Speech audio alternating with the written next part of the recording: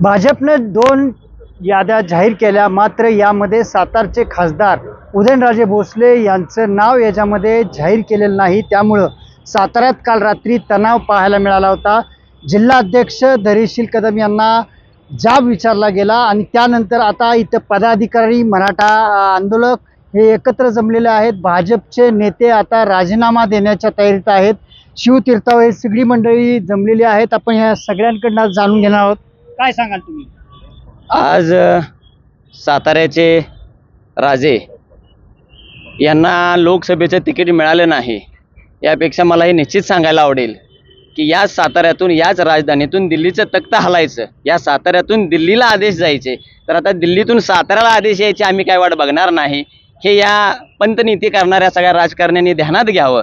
आणि ज्यांना याच महाराज साहेबांनी कळी जशी उमलावी तसे काहीतरी चांगले दिवस दाखवले, त्यांनीही महाराजांना विसरावं, हे कदापि आम्ही होऊन देणार नाही। जिथे आमचा उभा राहतो राजा, तैसे चालती प्रजा, हेच आमचं ब्रीदवाक्य आहे। आणि आम्ही आजच काहीतरी निर्णय घेऊन आमची रणनीती आखू। काय असेल रणनीती आमची अशी असेल की जिथं महाराज सांगतील तिथं आमचं पहिलं पाऊल असेल। आम्हाला कोणत्याही पक्षाशी काही घेणं देणं नाही, जिथे महाराज चालतील तिथं आमची प्रजा चालेल। महाराज नाही असं एकत्रित म्हणतात। नाही, पक्ष महाराज जिथं असतील तिथं हा पक्ष, आम्ही असं सगळे मावळे जे असतील ते, महिला असू दे, अगदी वयस्कर असू दे, असं मानत असतोय। पण जर पक्षाचं लेबल घेऊन महाराजांना जर डावलं जातंय, आज भाजप पक्षाचं एवढं इथं येऊन एवढे भाजप पक्षाच्या लोकांनी चपल्या झिजवल्या जलमंदिरला जाऊन, आणि आज त्याच राजांना जर तुम्ही डावललंय, तिसऱ्या यादीत सुद्धा नाव जाय म्हणजे नाव नाहीये, लाजिरवाणी गोष्ट आहे। पक्षपेक्षा आम्ही काही जाणत नाहीये आणि महाराजांना तिकीट हे दिलंच पाहिजे नव्हे, जनतेने ठरवले की महाराजांना तिकीट हे फिक्स झालेलं आहे। काय सांगाल तुम्ही? अजूनपर्यंत जाहीर झालेलं नाही तिकीट? 100% जाहीर होणारच तिकीट। कारण का की आमचा जनरेटा आज मी राजांचा मावळा म्हणून बोलतोय, राजप्रस्थान जिल्हाध्यक्ष म्हणून बोलतोय। महाराष्ट्र राज्यातनं जास्तीत जास्त मावळे, 10-1 लाख मावळे राजप्रस्थानचे मावळे आहेत। या सगळ्यांच्या वतीने मी 100% सांगू इच्छितो की महाराजांना तिकीट मिळालंच पाहिजे। जर तिकीट मिळालं नाही तर त्याचं प्रत्युत्तर 100% मिळेल। काय उत्तर देणार तुम्ही? ते ज्या त्या वेळेला आम्ही काय उत्तर देणार?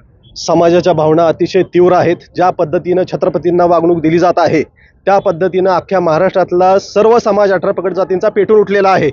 आता जर विलंब लागला तर आम्ही छत्रपतींना सांगितलेलं आहे की आम्ही तुमची उमेदवारी जाहीर केलेली आहे 18 पगड जातींनी, आणि याच्या पुढं एकच महाराष्ट्रात आवाज असेल, अबकी बार महाराष्ट्रातून हद्दपार। काय कारण असू शकते दुसऱ्या यादीमध्ये पर्यंत उदयनराजेंचं नाव नाहीये?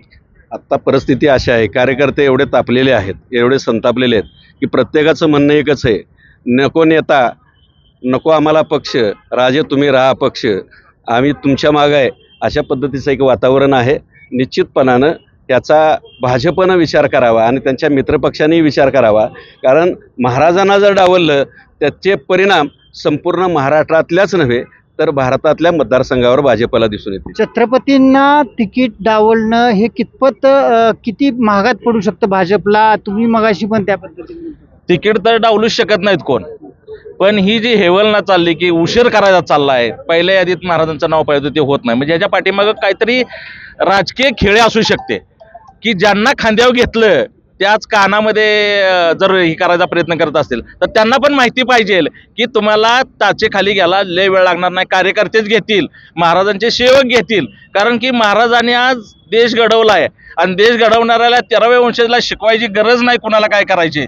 म्हणूनच आम्ही आज सगळ्यांनी ठरवलंय की आम्हीच सेकंड महाराजांचा आज अपक्ष म्हणून डिक्लेअर करतोय, कुणाला काय करायचे करू द्या, हे छत्रपती आमच्या नेते आहेत आणि धडा शिकवायचा तर कसा धडा शिकवायचा हे कुठल्याही कार्यकर्त्याला, कुठल्याही मतदाराला सांगायची गरज नाही। आज प्रत्येक मतदाराच्या दिलामध्ये महाराज आहेत, तुम्ही जाल तिथं तुम्ही बघा, ह्या नेत्यांच्या मागं गाडी नसती, महाराजांच्या मागे 100 गाड्या असतात, 100 कार्यकर्ते असतात, म्हणून ही 100 गाड्यातली 100 मतं ह्या पक्षांच्या मागे असतात।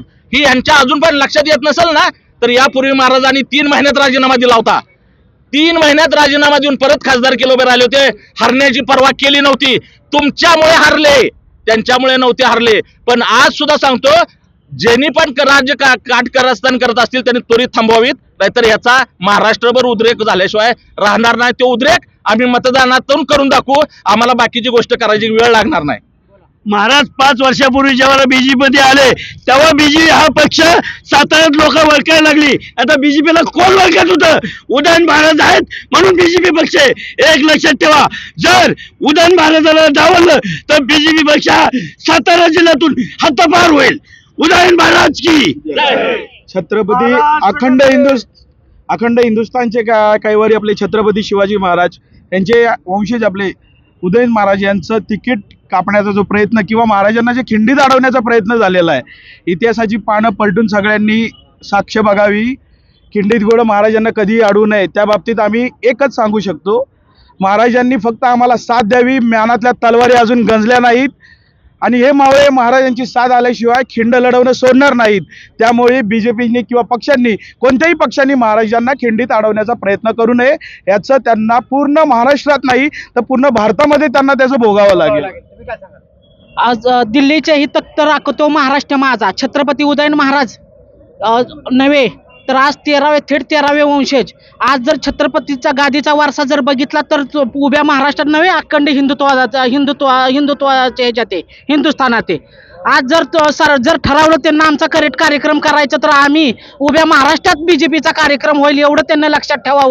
एक लक्षात घ्या, ज्यावेळेस इथं कोणीही ओळखत नव्हतं त्यावेळेस छत्रपतींच्या कार्यकर्त्यांनी छत्रपतींच्या आदेशाने इथं मोठ्या प्रमाणात कमळ फुलवण्यात आलं आणि प्रत्येक घराघरात कमळ पोचलं. माझी एक विनंती आहे सरकारला की तुम्ही बीजेपी वाल्यांना की एक विनंती आहे, आज विनंती करतोय कारण कार्यक्रम आम्ही थेट लावू पण विनंती ह्याच्या करता करतोय. बाबांनो लक्षात घ्या, तुम्ही जर आम्ही मराठा म्हणून तुम्हाला सांगतोय, सर्व जाती धर्म म्हणून आम्ही तुम्हाला सांगतोय की छत्रपतींना डावलू नका.